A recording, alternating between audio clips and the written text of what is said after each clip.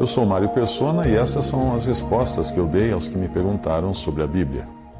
Você escreveu perguntando se deve se submeter ao ritual da crisma, ao ritual católico da crisma. Por ser jovem e ainda viver na casa de seus pais, esta é uma questão que aflige muitos convertidos a Cristo como você. Seguir ou não as tradições religiosas da família para evitar o enfrentamento e transtornos? Eu mesmo já passei por isso no início da minha conversão e eu acredito hoje, sinceramente, que a posição que tomei, apesar de radical demais, segundo o meu entendimento atual, na época foi radical demais, mas aquela posição mostrou aos meus pais e irmãs que eu era coerente na fé que eu tinha abraçado, que eu estava levando a coisa a sério. Eventualmente, os meus pais e minhas irmãs acabariam depois abraçando a mesma fé, crendo no Senhor Jesus Cristo, apesar da tradição católica que todos haviam seguido desde o nascimento.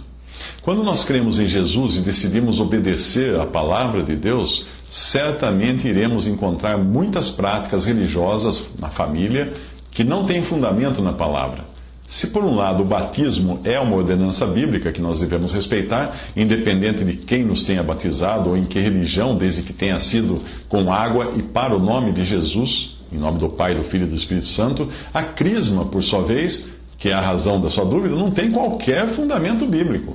Segundo a doutrina católica, só com a crisma, abre aspas agora, eu vou citar a doutrina católica, abre aspas, só com a crisma teremos no céu a proximidade de Deus e a intensidade de amor que Ele quer nos dar. Além disso, só com a crisma teremos as forças necessárias para vencer as tentações e caminharmos firmemente no caminho da perfeição. Fecha aspas, essa citação eu tirei de um site de doutrinas católicas.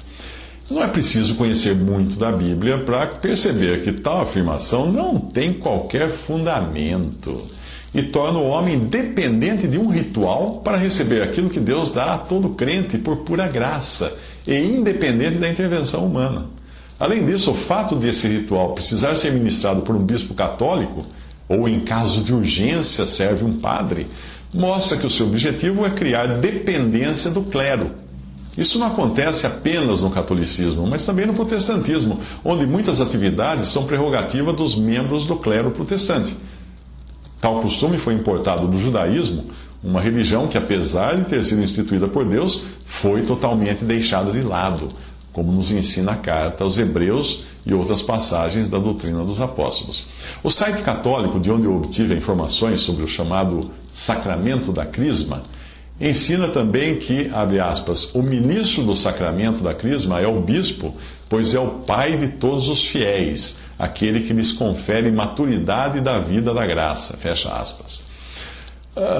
No ritual, ele dá um pequeno tapa, um leve tapa no rosto da pessoa crismada. E segundo a doutrina católica, isso serve, abre aspas, para significar que essa pessoa é um soldado de Cristo, tendo o dever de suportar pacientemente em nome de Jesus toda sorte de sofrimentos e de injúrias, defender a fé quando atacada e conhecer a doutrina, fecha aspas. Obviamente, tudo isso está se referindo à doutrina católica, conhecer a doutrina católica, que é baseada não na Bíblia, mas na tradição dos papas, que o catolicismo considera como estando acima da palavra de Deus, a tradição. As pessoas que ministram esse ritual e as pessoas que são crismadas têm a melhor das intenções, mas ignoram ou preferem ignorar o que ensina a Bíblia.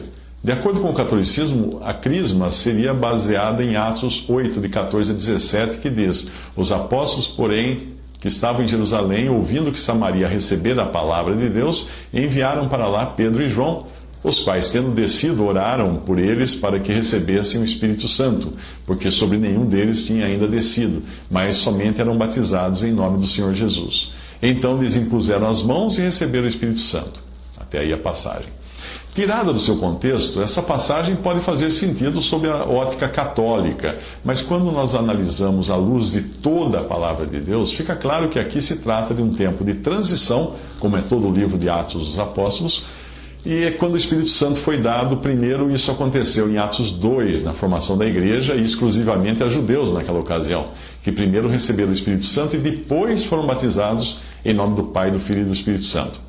Mas a igreja não iria ser formada apenas por judeus, por isso encontramos em Atos 8 o Espírito ser dado também aos samaritanos, que haviam antes sido batizados.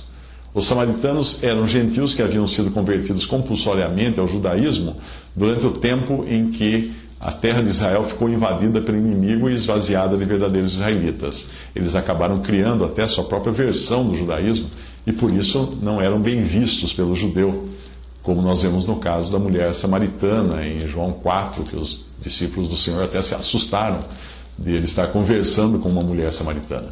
Mas em Atos 8 nós vemos que não foi a todos que o Espírito Santo foi dado ali por meio da imposição das mãos dos apóstolos. Simão, por exemplo, Atos 8, 18 a 24, não teve esse privilégio. Ele não passava de um cristão professo, não nascido de novo e nem salvo, mas apenas revestido do nome de Cristo pelo batismo, como é o caso de milhares de pessoas hoje na cristandade.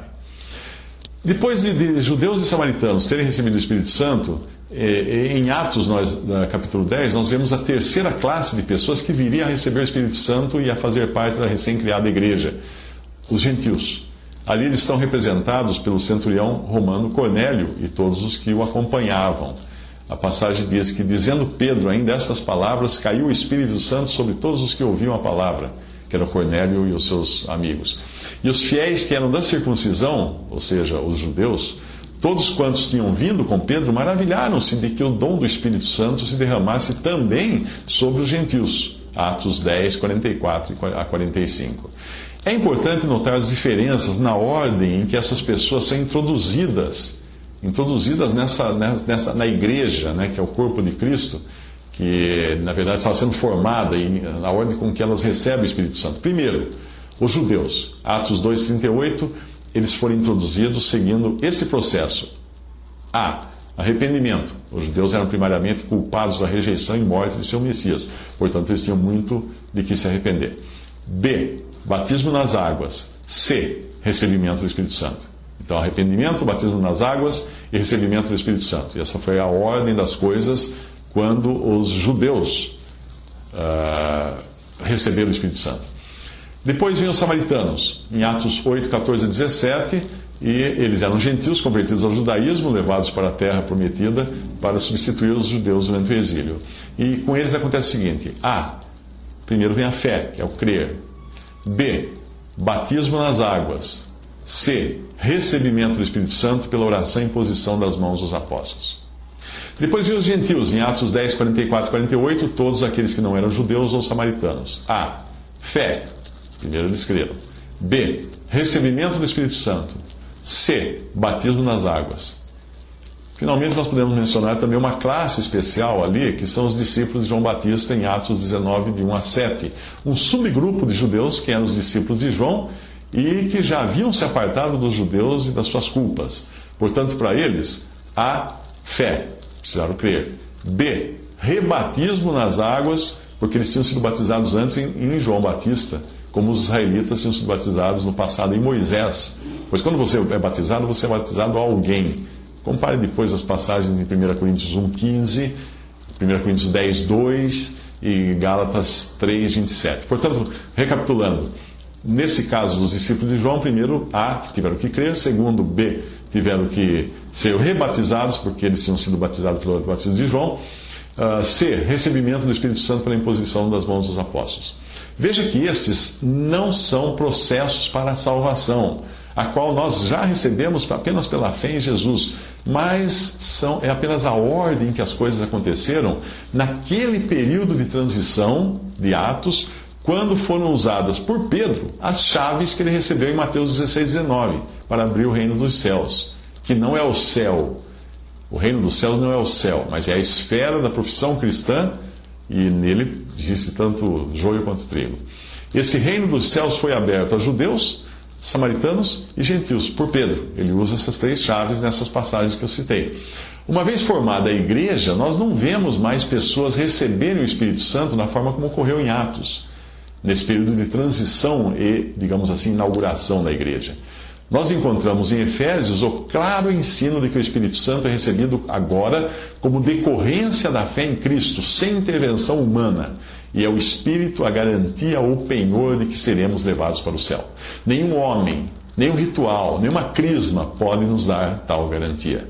A passagem diz: Cristo, em quem também vós estáis, depois que ouvistes a palavra da verdade, o evangelho da vossa salvação, e tendo nele também crido, fostes selados com o Espírito Santo da promessa, o qual é o penhor da nossa herança, para a redenção da possessão adquirida para louvor da sua glória. Efésios 1, de 13 a 14. Portanto, nenhuma pessoa poderá afirmar que a crisma tem fundamento bíblico, se tentar usar a passagem de Atos 8 ou qualquer outra no Novo Testamento.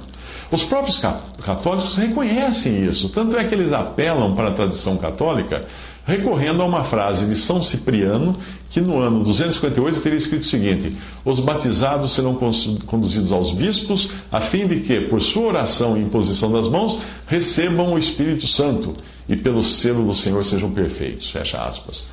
Faria todo sentido se a nossa responsabilidade fosse a de seguir tradições humanas e não a palavra de Deus. Mas isso não faz sentido quando nós seguimos a palavra de Deus. Como proceder então quando a família exige sermos crismados no catolicismo? Se nós já cremos no Senhor Jesus e temos certeza da nossa salvação. É claro que decisões assim dependem de cada crente no Senhor Jesus e de buscar a direção do Espírito Santo. Mas eu posso afirmar, sem sombra de dúvida, que a crisma não é uma ordenança bíblica e ela sequer tem fundamento na palavra de Deus. Portanto, não há razão para alguém que tenha sido salvo por Cristo, que deseja obedecer à palavra, não há razão para se sujeitar à crisma. Quando nós cremos em Cristo, devemos traçar uma linha divisória muito clara entre o que éramos e o que agora somos. E isto inclui religião, tradição, mundanismo, etc. Trata-se de uma questão de coerência. Se eu estou determinado a seguir o que diz a palavra de Deus, seria correto continuar praticando os rituais da religião que nasci, os quais são claramente fundamentados na tradição dos papas e não na palavra de Deus? Não seria correto. A santificação prática, e a palavra santificação, significa separação. E isso inclui também separar-se das tradições e costumes religiosos.